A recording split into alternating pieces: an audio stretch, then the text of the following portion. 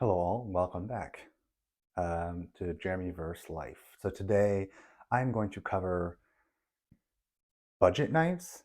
I think there are a couple of different variations of what's considered budget knife. There are kind of gas station ninja or mall ninja knives, and then there are true just budget usable capable knives that are well built but maybe lower uh, material quality or all of that. Like maybe it's 8CR13 MOV versus S30V or something like that. So I've got a handful of them today, so I'm probably going to go through them pretty quick. I'm going to just go through, talk about what I like, what I don't like, capability, and general price. And prices are going to vary like crazy. I bought these years ago. Um, and so I'll just kind of talk about what I remember purchasing it as, and then if I can find it still, I will link it in the description with my Amazon affiliate links. Some of these I love, some of these I don't recommend. So for starters, we've got a couple of knives here. These would be more of the Mall Ninja. I've kind of talked about this one already in my tactical knives. It's a very inexpensive kind of, I got this at a swap meet. um, Chinese. It says SWAT on it because so you know it's tactical, but it's all very Chinese low end materials. But I used this as my primary pocket knife for years. Um, I don't like tanto blades or tanto blades, depending on how you want to pronounce it.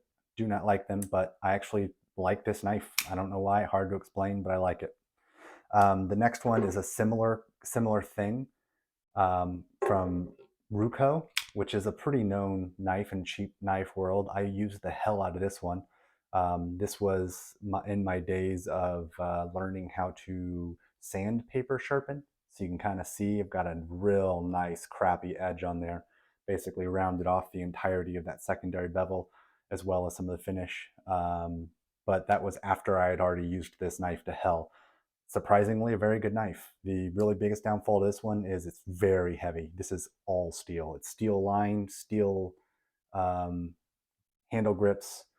It's got this extra glass breaker, which I've never used or tested, so I have no idea if it works. Unless it's hardened, it won't. But it's a pretty good knife.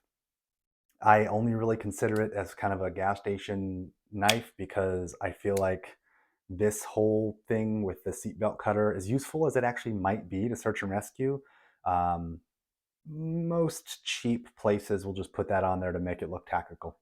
And I think that's what this has done. I think this would have been a perfectly fine knife without it, but definitely capable. Definitely a cheaper steel. I think it's a 440A, so that is as soft as it gets in terms of a knife steel, to be honest. I would never recommend that for any knife blade. It's just gonna wear down like tinfoil. This one, as you'd expect, oh man, it's not even spring loaded. This thing is, if a kid drew a knife, this is what it would actually, no, that's the next one. It looks like it's supposed to be spring loaded because this flipper, this is not a real flipper. Somebody who doesn't know about knives designed this knife. It has the most awkward blade to handle ratio I've ever seen. I mean, look at that. That's the blade. All that, I mean, that much of the knife is useless. Somebody who, I mean, it's a frame lock. It's got a really nice rubberized material that rubs off like cheap paint. Probably, this is an 8CR13 MOV blade steel. I think it's a decent budget steel. I did try and use this a little bit. Like this is, I would say this is a pretty budget Gerber paraframe, even though the Gerber paraframe is a pretty budget in itself. But I would pick the paraframe over this any day. It just, there's something about it, feels like the blade doesn't belong in this handle. With a good wrist flick, you can kind of get it open with that flipper tab, but it's not a flipper tab. It's like a partially get it open type tab. Um, yeah, I wouldn't recommend this. Just buy a Gerber paraframe if this is a style you like. It's going to be a much better blade. And then here's this beauty. Ooh, that is as tactical as it gets. Nice scope, got a mag, deep carry pocket clip, which I have to say, cheap knives do deep carry pocket clips well. I don't think that one's no, that one's not a deep carry, and that one's shitty anyway. But this beauty, oh yeah. When you open it up, look at that silencer. Oh man, this is quiet. It's gonna be quiet. Wait. Oh yeah, it's not that quiet. That's that torsion spring. Nice 1065 surgical steel. This is a joke. I got it as a gift. People know I'm a gun guy. People know I'm a knife guy. So yeah, I got one with both. Surprisingly, it's not as uncomfortable as you'd think. You could actually get a pretty decent grip on it. It's got no wiggle up and down. It locks up well. The liner lock is pretty strong. The spring is good. It just feels like right about here, it starts to feel real cheap. That spring is spongy, and then it doesn't really kind of suck the blade in. It just kind of like folds a little. There's no detent really except for that spring. I don't know. Anyway, that's really the epitome of ninja, mall ninja / gas station knife. I think this was about 12 bucks. This I found on the floor or the ground at a fair, but it comes from Lowe's or Menards, Guidesman. I can't remember exactly which brand. It's either Lowe's, Menards, one of those hardware stores, but I found it on the ground. Ordered this one on Amazon for I think like 14, 15 bucks. And then this one I got at a swap meet or a I don't know, giant garage sale basically for 8 or 9 bucks. So those I would say are cheap gas station. Now the next are the ones that I feel actually have value, even though they're inexpensive. These are budget knives that I think have done it well, and they've done it right. Start with a small one. Sanrem New.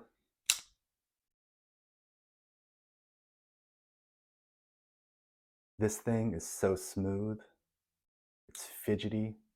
It's perfectly pocketable, and it's like a Puko, one of those Puko fixed blades. I actually like the shape. Very useful, perfect little EDC knife, solid stainless liners. Strong. I think this is also an 8CR, but this is, again, I don't have any issue with 8CR13, but this thing flicks out. It's smooth, it's fun. It's got phosphor bronze washers in there. And this was like 11 bucks. Done well. And this is a true G10, I believe. It feels like it at least. If not, it's a very well done fake. For 10 or 12 bucks, can't go wrong.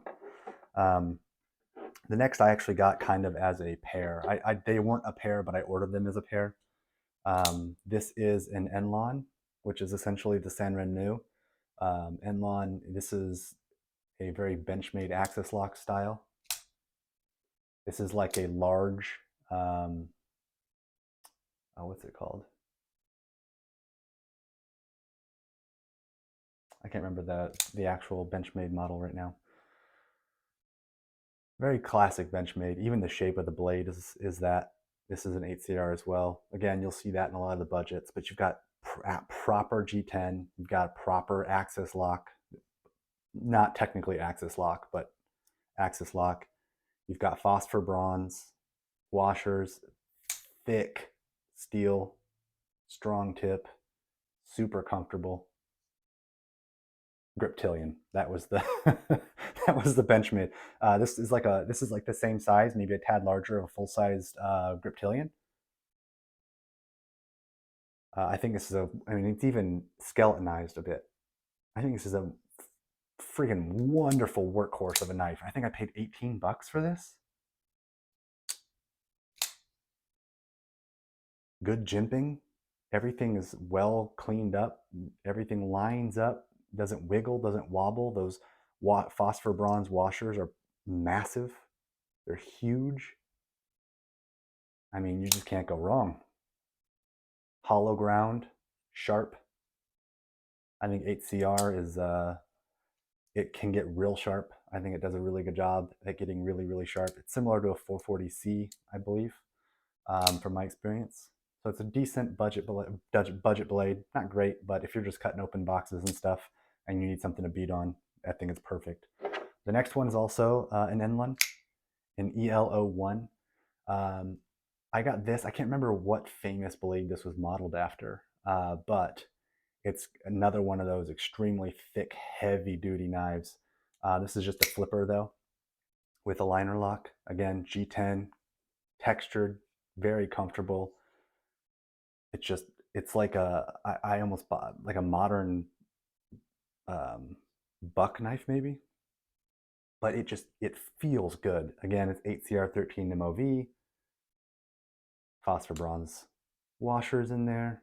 Nope. Oh no, that one actually isn't. One of them is phosphor bronze, the other one's Teflon. But it's smooth. Also skeletonized. Everything is rounded. That lock is basically a frame lock. It's so freaking thick. I've taken these apart and put them back together, both of these, and I would say they're built like a $60 knife. Just the only difference is blade steel. This one is very comfortable. This doesn't have a model. This was the EL02, by the way. I forgot to mention that. Enlon typically does a model name, or model numbers, not model names. And this is the EL01. So I bought these as a pair, but I think these are fantastic heavy-duty budget knives. Speaking of heavy duty, this is Bastion Gear. This thing, or no, I'm sorry, this is Harns. I saw this on a video a decade ago, maybe, and this is called the Blazer. 9CR, hollow ground. This thing is ridiculous. Keep in mind, this is probably bigger than a full-size Griptilian. Look how big that blade is. That's like a 4-inch blade or more. This thing is a beast. Look at that thickness even. This thing is a monster. Again, another one of those instances where that liner lock may as well be a frame lock. That thing is thick. It is skeletonized to lighten it up. I don't think they've done much to try and lighten this thing up. This thing is a monster. But again, I think I paid 20, 25 bucks for this, and full real G10, layered G10, stainless steel liners. It's even got one of those little gimmicky locks. It does work. You're not going to close it on yourself, but it's also real annoying. I'll probably end up removing that, like the CRKT ones. Hollow ground, nice point, strong blade, dual thumb studs, smooth as hell. Phosphor bronze on one side, and I think it's just stainless on the other. I don't think that's phosphor bronze, but there's a double stacked phosphor bronze on the other side, this side. Super thick. The reason I would say this is heavy duty is it has a stop pin that is as thick as the standoffs. I mean, that thing is a monster. I don't know, guys. These are 3 of the heaviest duty, inexpensive blades I have. They're just insane. A couple of honorable mentions. I found, actually, my mom found this one at a hotel from Tac Force, probably one of the cheapest knife brands you can have. But you know what? It is a 440 stainless, 440A stainless, made in China. It feels like it's made in China, but I did use this. It works fine. It's just not going to stay sharp for long. All very polished, shiny stainless. There I am. Hello. I sharpened this thing up and I used it a little while and it's totally fine. I think there's nothing wrong with it. I found this one on the ground, or my mom found it on the ground at a hotel. It wasn't in great shape, but with a little bit of TLC and a little resharpening and polishing, totally fine. It's got like these cheap stainless washers, not phosphor bronze, but they're not plastic. There's some kind of metal, but it's smooth. So, I mean, look around, you can find decent knives that way. Got another Guidesman, but this one's actually good. Proper G10 handles, liner lock, again, 8CR. You'll see that as a theme, but The blade shape is good. Handle, the feel is good. And this one actually has a couple of tricks up its sleeve. So it's got this. This is how you should integrate a cutter if you're going to do it. Don't go with this route. If you're going to do it, this is the route to do it. So you can fold it away and never even know it's there. It does have a glass breaker on it, but you don't even notice. Got the cutter integrated. It doesn't lock, but it's good. Snaps in place. And then on the other side, got a flathead screwdriver and a bottle opener. All integrated into the frame. And if you don't want to use them, it's a wonderful knife by itself. Good shape, good handle, good size for EDC. Stays sharp, is sharp. I've used it a little bit. You can kind of see some of my work marks there. The coating's actually pretty good on this one. I love the brown G10 or FRN, but it all looks like G10 because you can kind of see with the layering. Could be FRN though, who knows. This one is running on Teflon washers, but they're thick Teflon. They're not the cheap stuff. So I actually like that. And the final one, this reminds me of the Gerber flat iron or the Higo no Kami, but a modern version. So this is all stainless steel handle. I don't even know what this knife is called. It says it's D2, but I think it's fishy enough that it might not actually be. I think it might be a cheaper steel, just given the price and the smoothness. But it definitely has ball bearings on this. It flips open, it locks open, it's got a flat head pivot there, but this, it is smooth, and this steel is thick. That is a thick boy. So I think this is more of a modern tactical Higo no Kami. It weighs a ton. I think I paid 18 bucks for this. Guys, I'm telling you, you don't need to spend $400 or $500 on a ZT or a super expensive knife. If you like the materials and you're into knives like I am, fine. But if you're just looking for something that's going to cut and you're going to be fine. Any of these knives outside of these kind of mall specials are just they're going to knock it out of the park for you. I promise. I put use on inexpensive knives and very expensive knives, and really from this quality of inexpensive or budget knife versus the more expensive knives, the only difference I have found is it stays sharper a little bit longer. And some of these I'd actually prefer depending on the task, because my experience with S30V, it's super chippy. But this 8CR, you're not going to get chipping. It's going to dull faster, but it ain't going to chip. It's a very tough steel. So if you're doing hardcore stuff, maybe a cheaper knife blade or knife steel is for you. Maybe you don't go those higher end because they're going to be much harder and maybe a little less tough. I can fidget with this one all day. It's just so fun. What in the heck? How did they do this for so cheap? And I did take this one apart. It's got a hefty pivot on there. Super easy to take apart. Nothing fancy, but those are thick slabs of steel holding that together.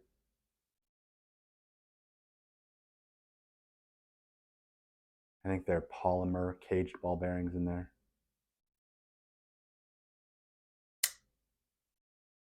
Anyway, this video is more about just don't overlook some of these more budget knives. I think there are really good diamonds in the rough, like these.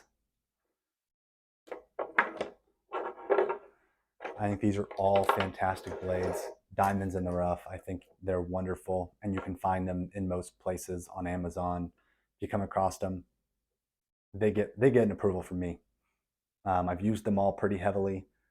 I love them all, and for the price, you can't go wrong. You can buy 8 of these for the price of one Benchmade, and you won't even notice the difference. I promise you, you won't. But anyways, guys, I've only got one video left, and it's going to be a very odds and ends video for the rest of my knife collection. I've got about another, I would say 15, 20 knives max. And then I'm probably going to take a break on knives before I jump into fixed blades. I do have an entire fixed blade knife collection, maybe not quite as many as this, but I do have an entire fixed blade knife collection, which maybe just be a get a drink and jam through them type thing. But I kind of want to cover some camping gear. I've also gotten some upgrades in some gear recently based off of some recommendations from you guys. So thanks for spending my money. Um, but hopefully I get to see you next time for another video. Until next time, have a good one.